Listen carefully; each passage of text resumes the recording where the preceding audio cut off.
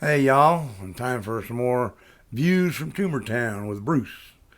In college, in that vein of just trying things and, poking the bear, you know, trying to do things people say you really can't do or shouldn't do or whatever.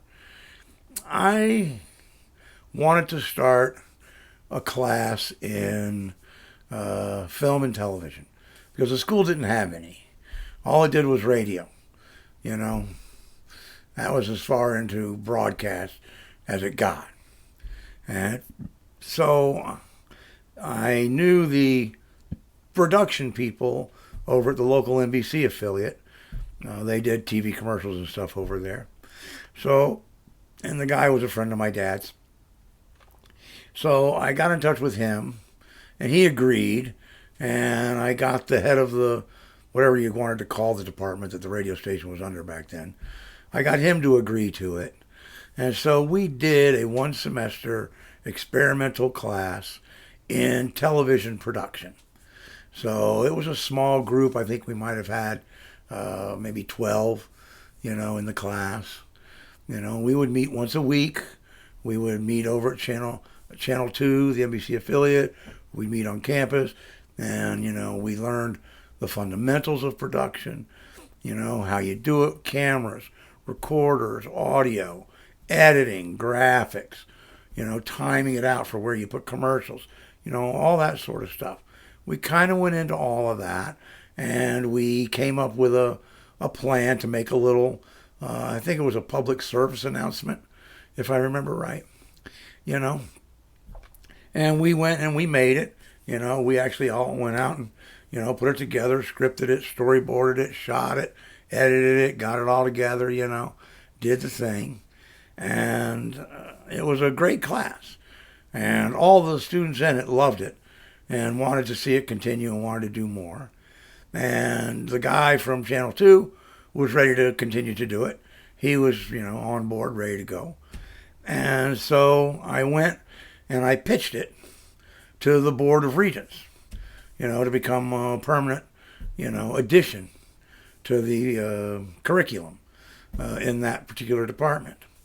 And, they all sat there and they hemmed and they hawed, And in the end, they came up and they said, well, we're not going to do it because we think it's too vocational. And I was like, excuse me, what do you mean, vocational? Are you training all these kids in your music department? Who play violin and oboe for jobs and, orchestras. Isn't that vocational? The same thing.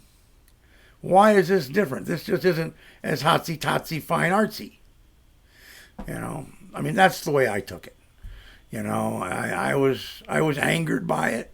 I couldn't really get my head wrapped around the refusal to do it, because I thought it would have been a good addition. They could have expanded it well, and it would have been worth something, But they said no.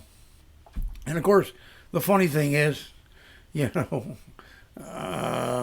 long later, I would say probably 12 years later, they couldn't put those courses together fast enough, right? Because in Central Florida, we became known as Hollywood East because you had these studios at Universal and at Disney that were doing TV shows and films and all this stuff. Oh my gosh.